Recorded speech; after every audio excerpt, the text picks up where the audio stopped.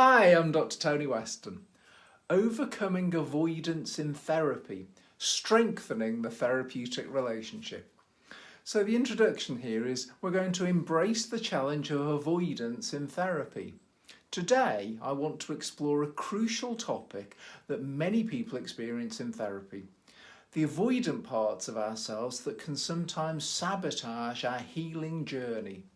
If you've ever found yourself withdrawing, shutting down, or feeling the urge to distance yourself from emotional vulnerability during therapy, know that you are not alone.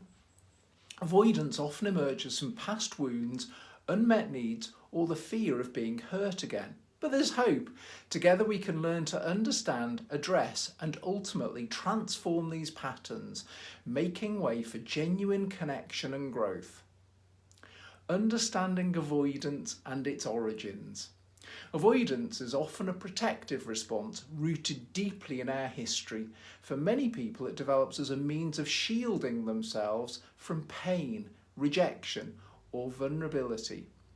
If you've experienced neglect, abuse, or complex trauma, avoidance may have become your way of staying safe.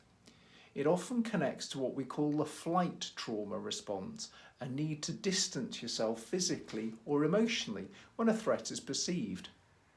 In therapy, this can translate into reluctance to open up, skipping sessions, changing the topic when it gets too heavy, or intellectualizing emotions to keep a safe distance. The impact of avoidance in therapy is significant.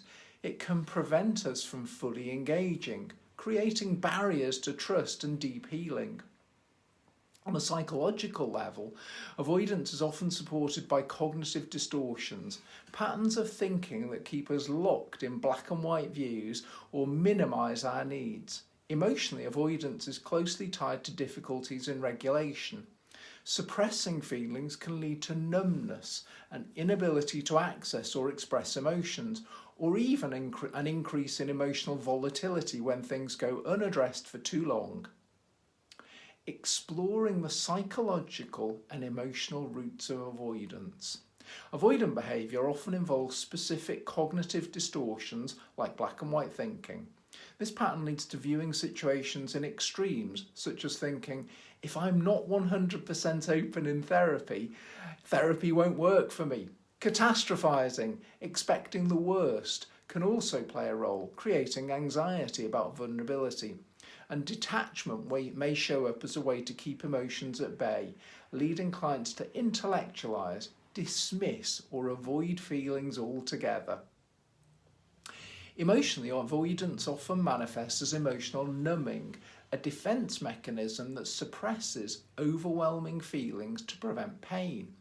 It can also be linked to rejection sensitivity, making us hyper-aware of even perceived slights or dismissals, driving the need to protect ourselves by withdrawing.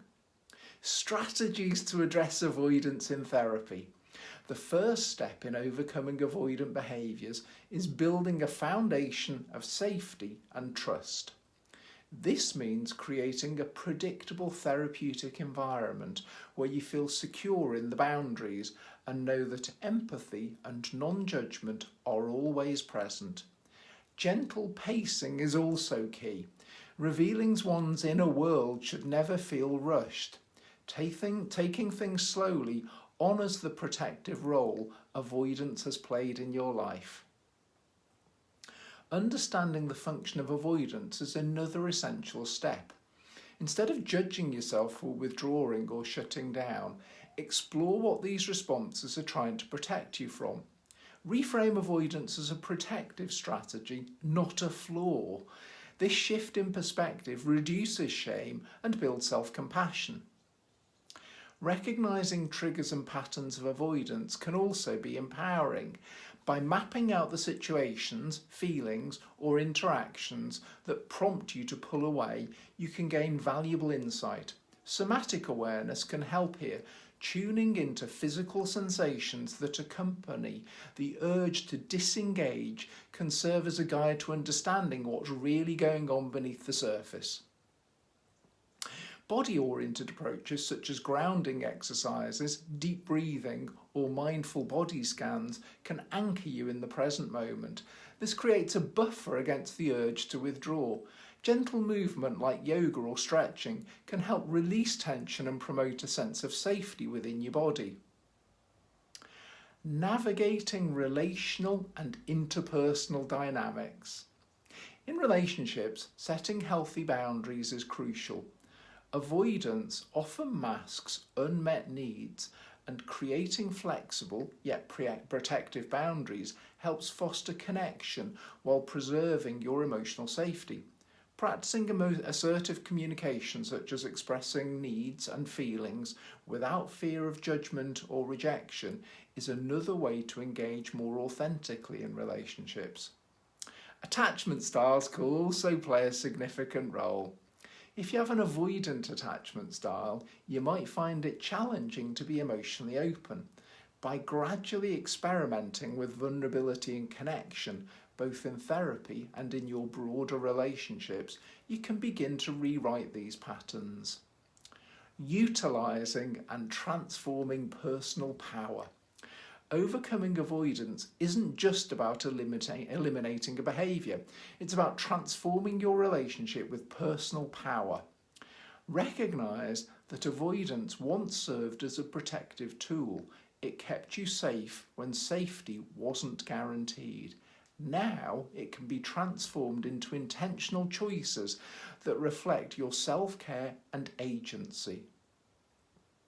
Engaging in somatic practices such as yoga or other forms of mindful movement reconnects you with your body, grounding your sense of strength.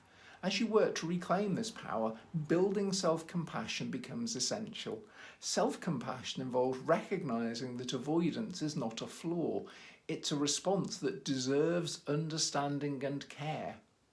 Healing, self-compassion, and moving forward.